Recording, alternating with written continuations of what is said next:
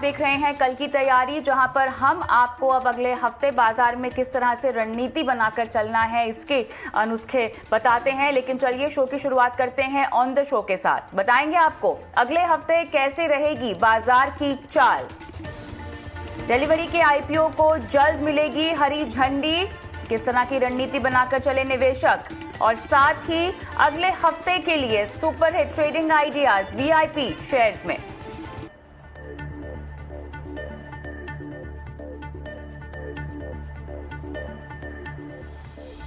चलिए यहाँ पर मिलवाते हैं आपको हमारे आज के मेहमानों से। आज हमारे साथ आपको अगले हफ्ते की तैयारी करवाने के लिए हैं प्रॉफिट मार्ट सिक्योरिटीज के हेड रिसर्च अविनाश गोरक्षकर और साथ ही एंजल ब्रोकिंग के senior technical analyst Devang Shah. आप दोनों का स्वागत है हमारी इस खास पेशकश में।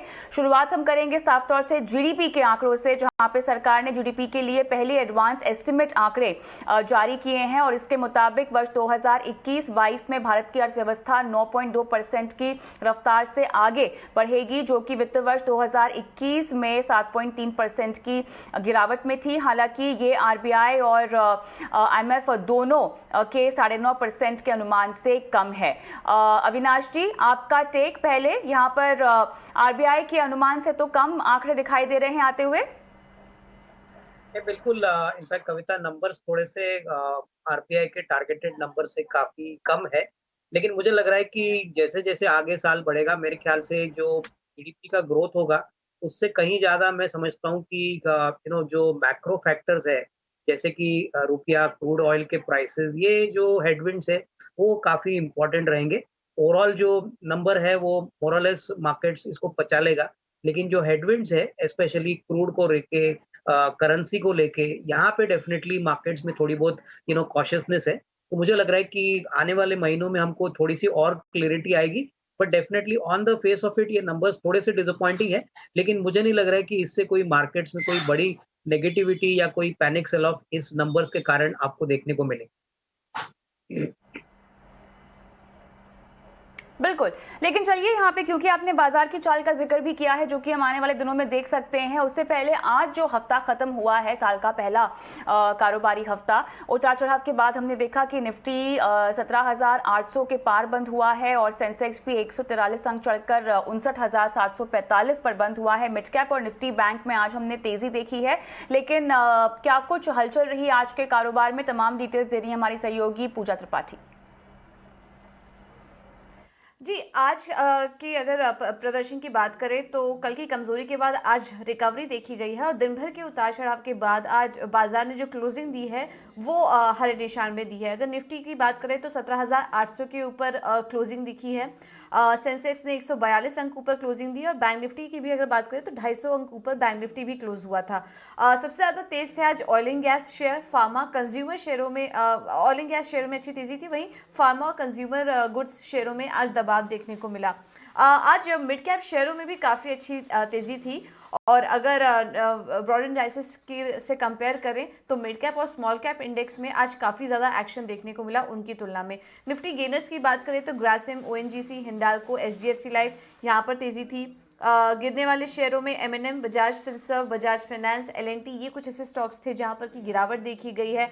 ऑयल एंड गैस शेयरों में भी आज दिन भर हलचल थी और इसमें ओएनजीसी, गुजरात गैस तो थे, इसके अलावा एचपीसीएल और आईओसी में भी आज शानदार तेजी देखने को मिली है।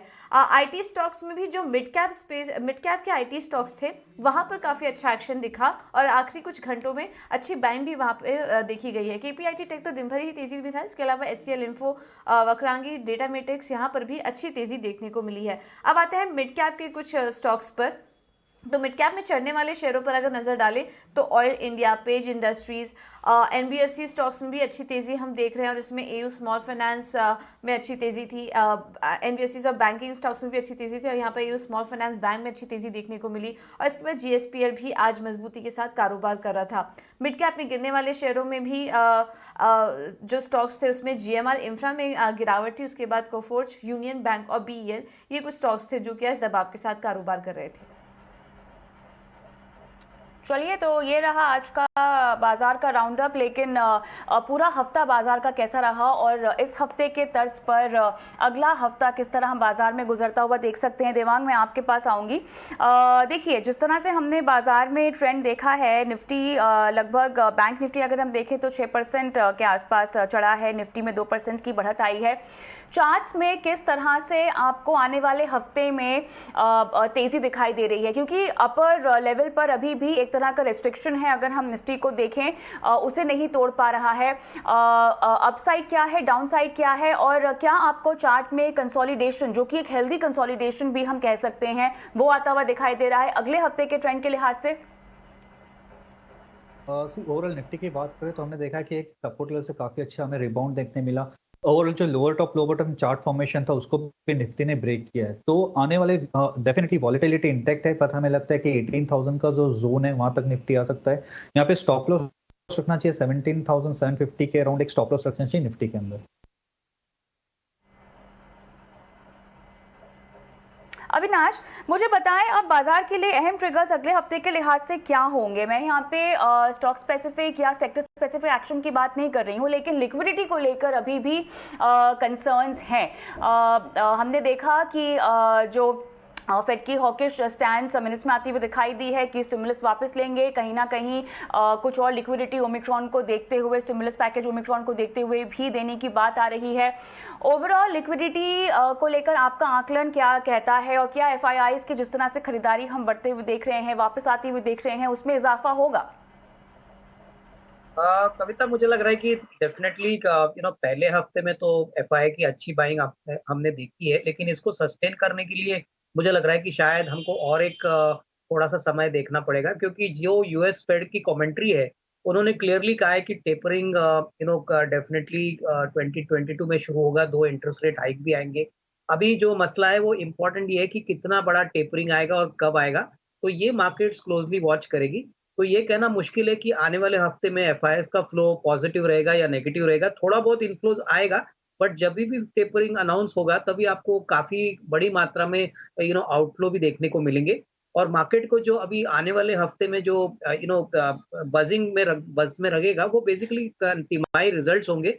टीसीएस ने बायबैक का अनाउंसमेंट किया है, नतीजे जो 3 कंपनीज के 12 तारीख को आने वाले हैं वो काफी इंपॉर्टेंट रहेंगे, क्योंकि मार्केट्स में ऑलरेडी काफी तेजी इन शेयरों में हुई है।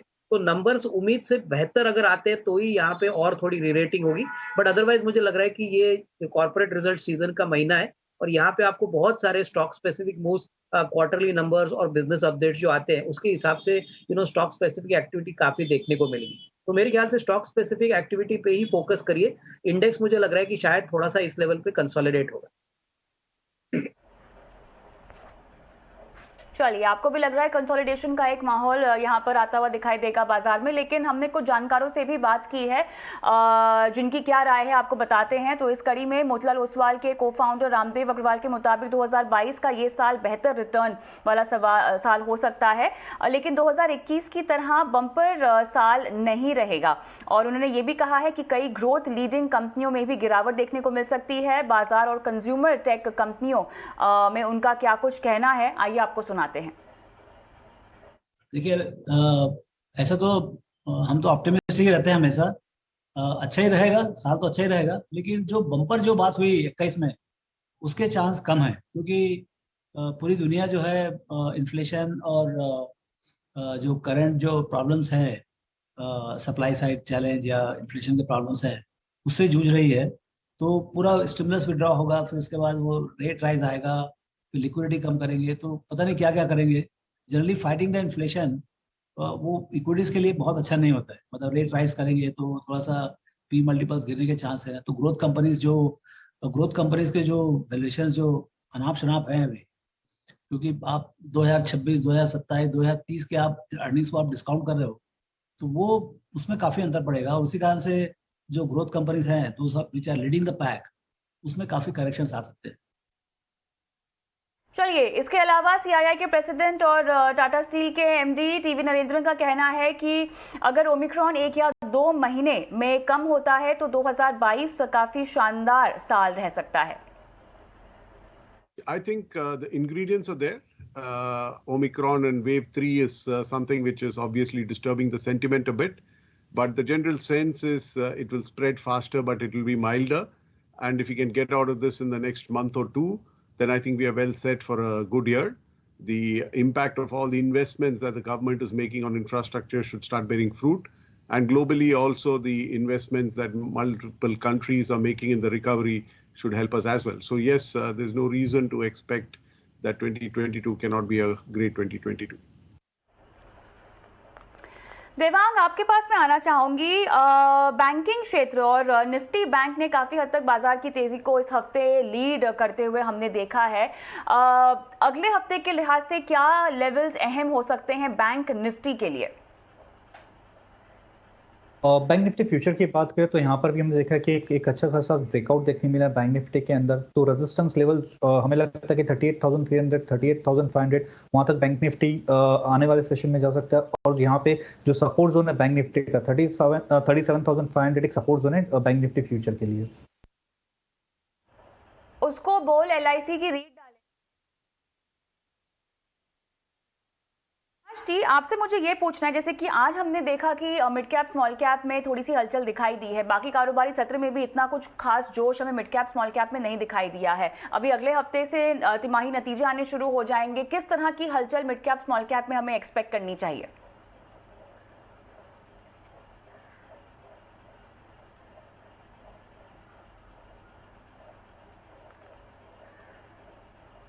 अविनाश जी, आपको मेरी आवाज आ रही है?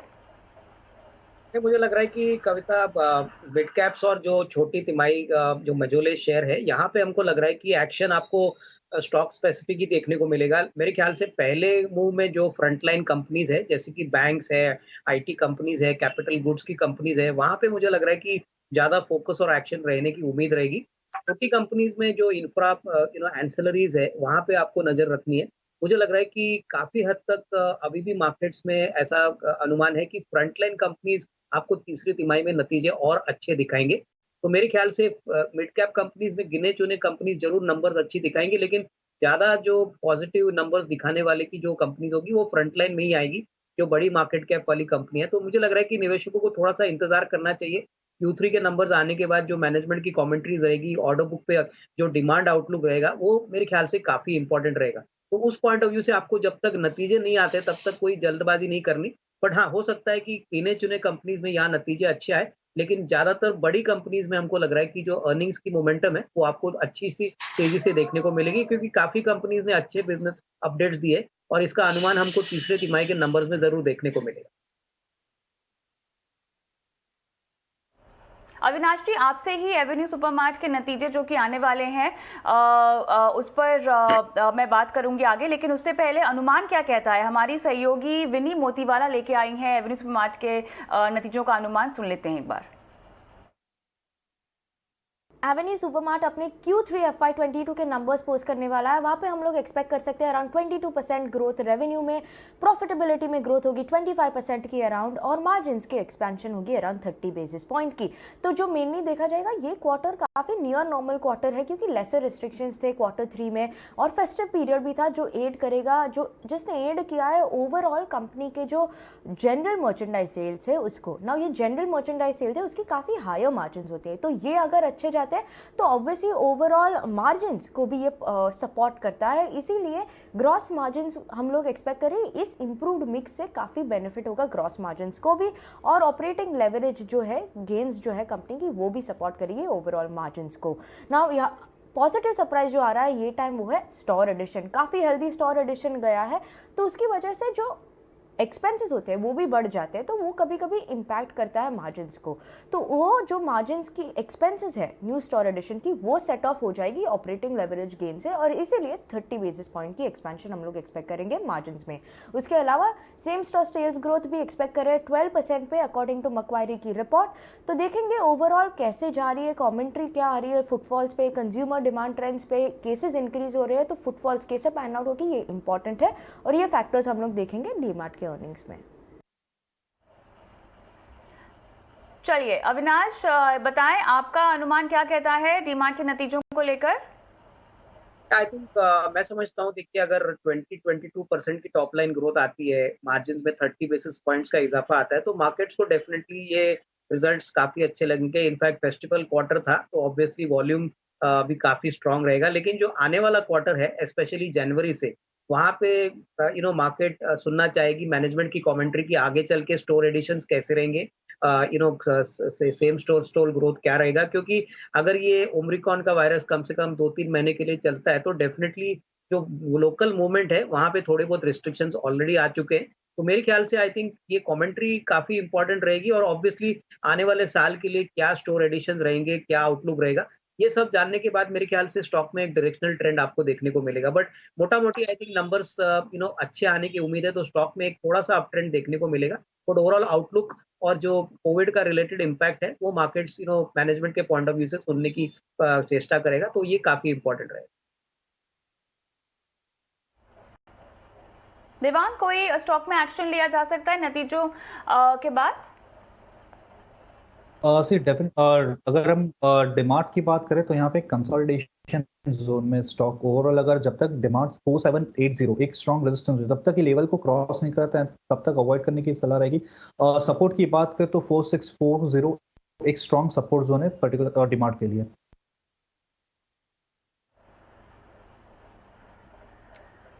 चलिए कल की तैयारी में आगे बढ़ते हैं और एक्सक्लूसिव खबर की ओर रुख करते हैं। मार्केट रेगुलेटर सेबी ने डिलीवरी के आईपीओ को जल्द ही हरी झंडी यहां पर दे सकता है, और ईटी नाउ स्वदेश को मिली एक्सक्लूसिव जानकारी के मुताबिक सेबी की मंजूरी के बाद डिलीवरी का मेगा आईपीओ इस महीने के आखिर तक आ सकता है। तमाम डिटेल्स दे रही है हमारी सहयोगी नयनतारा राय।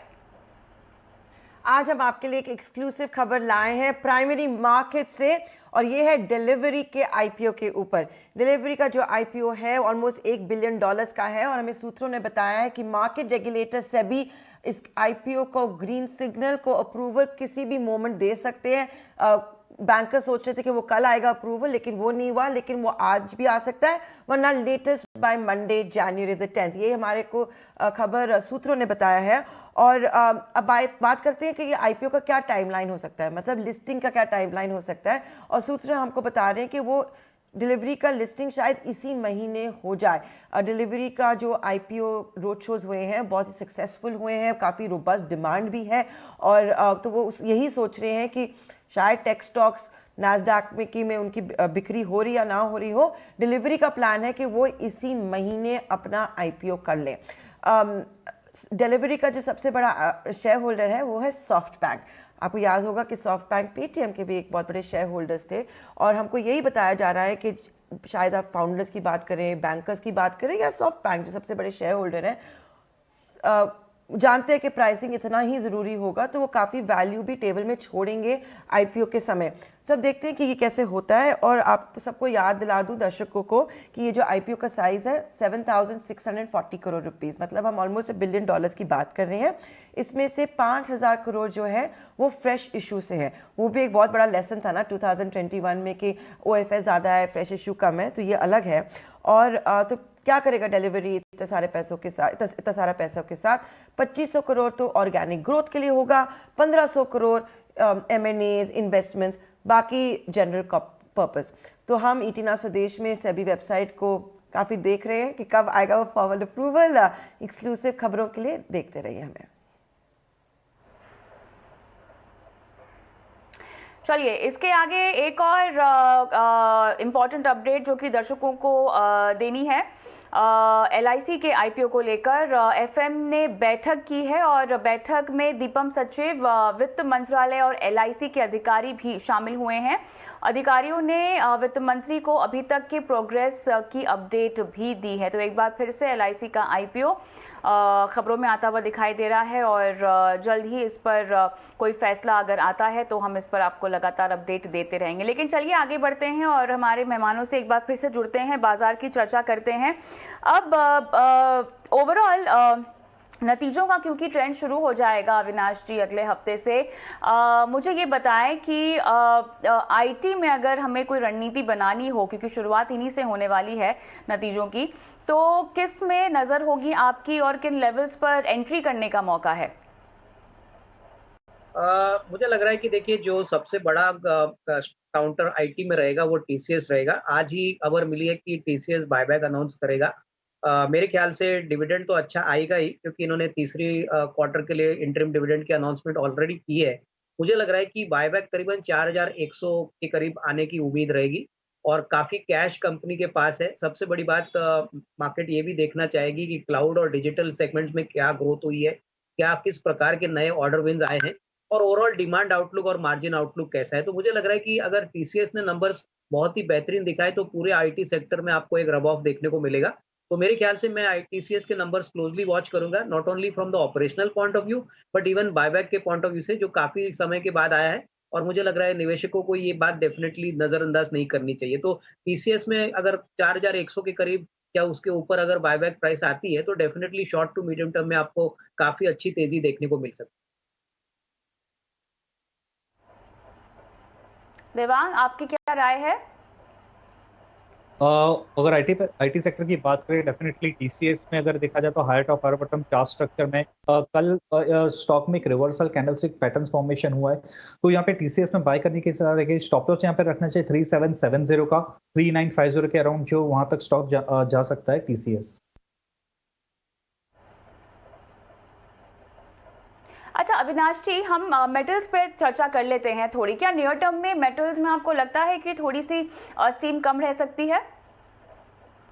देखिए, मुझे लग रहा है अभी तक तो नंबर्स में कोई दबाव दिख नहीं रहा है, स्पेशली अगर हम टाटा स्टील मैनेजमेंट की कमेंट्री देखें या सेल की देखें तो मुझे लग रहा है कि अभी भी मेटल के प्राइसेस काफी स्ट्रांग है। हाँ, ओवरऑल थोड़ी सी कमजोरी जरूर देखने को मिली है और जो सेकंड क्वार्टर का जो प्रॉफिट रन अप था उसके हिसाब से शायद तीसरे तिमाही में आपको इतना रन रेट या इंक्रीमेंटल ग्रोथ देखने को नहीं मिलेगा। लेकिन हमको लग रहा है कि गिने चुने अपॉर्चुनिटीज अभी भी काफी अच्छे हैं, जैसे कि टाटा स्टील है, स्टील अथॉरिटी ऑफ इंडिया है। तो मुझे लग रहा है कि इतनी बड़ी तेजी शायद आपको देखने को ना मिले, लेकिन डेफिनेटली जो नंबर्स Q3 के आएंगे वो काफी स्ट्रांग रहेंगे और उसके बाद जो कमेंट्री आएगी वॉल्यूम ग्रोथ के लेके, प्राइसिंग को लेके, ये मेरे ख्याल से काफी इंपॉर्टेंट रहेगा, क्योंकि काफी हद तक बड़ी तेजी पिछले साल मेटल सेक्टर में हुई है। तो अंदाजा ये है कि आगे चल के प्राइसेस थोड़े मॉडरेट होंगे और उस हिसाब से ये थोड़े से मार्केट परफॉर्मर वाले स्टॉक रहेंगे और मार्केट आउट परफॉर्मेंस आने आने वाले महीनों में शायद थोड़ी सी दिक्कत हो सकती है। तो देवांग, अगर प्राइसेस मॉडरेट होंगे तो फिर किस स्टॉक में आपको लगता है कि एंट्री करने का सही मौका होगा? अगर पर्टिकुलरली मेटल सेक्टर की बात करें तो यहाँ पर हिंडाल्को पे हम हाँ देखना चाहिए, बिकॉज ओवरऑल हमने देखा है कि आफ्टर द करेक्शन एक काफी लंबा कंसोलिडेशन था और स्टॉक ने आज यहाँ पे कंसोलिडेशन ब्रेकआउट देखने मिला है। तो हिंडाल्को पे बाय करने की सलाह रहेगी। यहाँ पे 480 का एक स्टॉप लॉस रखना चाहिए, ऊपर के लेवल 520-25 तक स्टॉक्स है, वहां तक आ सकता है हिंडाल्को। ऑलराइट, चलिए आगे बढ़ते हैं और अब वो सेगमेंट जिसका बेसब्री से सभी को इंतजार होता है, जानते हैं वीआईपी शेयर्स।